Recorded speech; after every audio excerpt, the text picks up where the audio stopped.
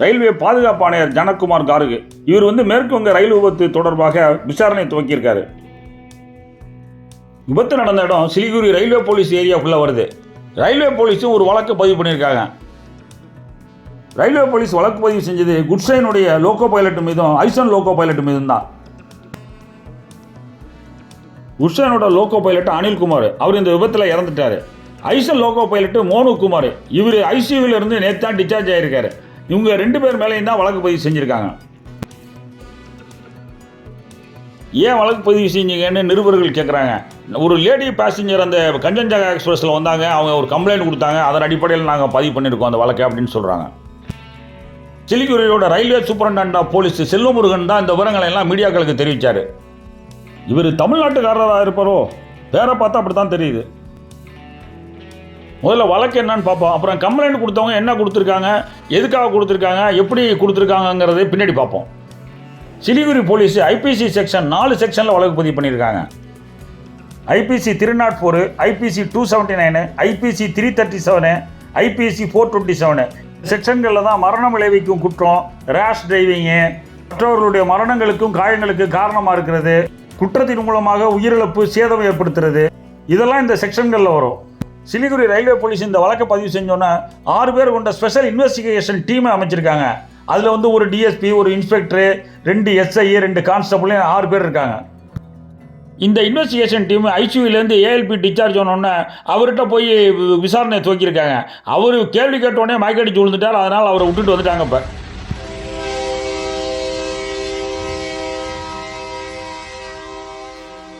புலன் விசாரணை இப்படி போயிட்டு இருக்கும்போது கேஸ் கொடுத்தவங்க என்ன சொல்கிறாங்கிறத பார்ப்போம். இப்போ கேஸ் கொடுத்தது 23 வயது இளம்பெண் சைட்டாலி மஜும்தார்னு பேர். இவங்க சிலிகுரியில் வசிச்சிட்டு இருக்காங்க. இவங்க கஞ்சன்ஜங்கா எக்ஸ்பிரஸில் S6 கோச்சில் ட்ராவல் பண்ணியிருக்காங்க. கஞ்சன்ஜங்கா எக்ஸ்பிரஸில் குட்ஷைன் மோதின வேகத்தில் இவங்க அப்பர் பர்த்லேருந்து உருட்டிட்டு கீழே விழுந்திருக்காங்க. இவங்களும் காயத்துக்காக சிலிகுரி ஹாஸ்பிட்டலில் அட்மிட் ஆகியிருந்தாங்க. இவங்கள்ட்ட பத்திரிகை நிருபர்கள்லாம் போய் புகார் கொடுத்தது நீங்கள் தானே, என்ன புகார் கொடுத்துறீங்க, எதுக்காக கொடுத்தீங்கன்னு கேட்டிருக்காங்க. அந்த பொண்ணு என்ன புகார், எதுக்கு புகார், யார் மேலே புகார் கொடுத்துருக்கேன்னு அவங்க திருப்பி கேட்டிருக்காங்க. நீங்கள் தான் கஞ்சன்ஜங்கா எக்ஸ்பிரஸில் வந்திருக்கீங்க, நீங்கள் பின்னாடி குட்ஷைனுடைய டிரைவர் மேலேயும் ஐசன் லோகோ பைலட் மேலேயும் கம்ப்ளைண்ட் கொடுத்துருக்கீங்க. உங்கள் கம்ப்ளைண்ட் அடிப்படையில் தான் எஃப்ஐஆர் ஃபைல் பண்ணியிருக்காங்க சிலிகுரி ரயில்வே போலீஸு அப்படின்னு சொல்லியிருக்காங்க. திங்கட்கிழமை நைட்டு 8:30 மணிக்கு ஹாஸ்பிட்டலுக்கு 2 பேர் வந்தாங்க. ஒருத்தர் கேமரா வச்சுருந்தார், ஒருத்தர் என்கிட்ட கொஞ்ச நாள் பேசிக்கிட்டு இருந்தார். அதை வீடியோ எடுத்துகிட்டு போனாங்க. 10:30 மணிக்கு 2 ரயில்வே போலீஸ் மப்டியில் வந்தாங்க. ஒரு பேப்பரை நீட்டி கையெழுத்து போட்டு கொடுங்கம்மா, ரயில்வே விசாரணைக்கு தேவைப்படுதுன்னாங்க. நானும் கையெழுத்து போட்டு கொடுத்தேன் அப்படின்னு சொல்லியிருக்காங்க.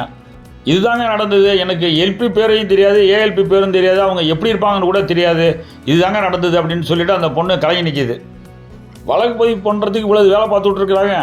வழக்கு செத்து போன டிரைவர் மேலே பதிவு பண்ணியிருக்காங்க. சிலிகுரி ரயில்வே போலீஸ் வில்லங்க போலீஸாக இருக்குன்னு மேற்கு வங்காளத்தில் பேசிக்கிட்டு இருக்காங்க. இப்போ 17ஆம் தேதி எஃப்ஐஆர் போட்டு 18ஆம் தேதி தனிப்படை அமைச்சு 19ஆம் தேதியிலேருந்து விசாரணை பண்ணிகிட்டு இருக்கிறாங்க.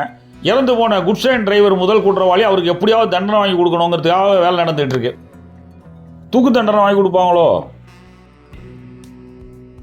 ரயில்வே பாதுகாப்பு ஆணையர் யார் மேலே தப்பு, எப்படி இந்த தப்பு நடந்தது, அதுக்கு என்ன அடிப்படை காரணம்னு இன்னும் விசாரணை பண்ணி ரிப்போர்ட்டே தாக்கல் பண்ணலை.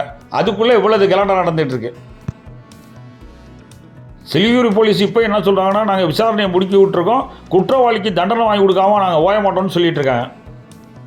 பொதுமக்கள் என்ன சொல்கிறாங்கன்னா, அக்கப்போரை விட்டு தொலைங்க, ஆக்சிடென்ட் நடக்காமல் இருக்கிறதுக்கு வழியை பாருங்க அப்படின்னு சொல்கிறாங்க.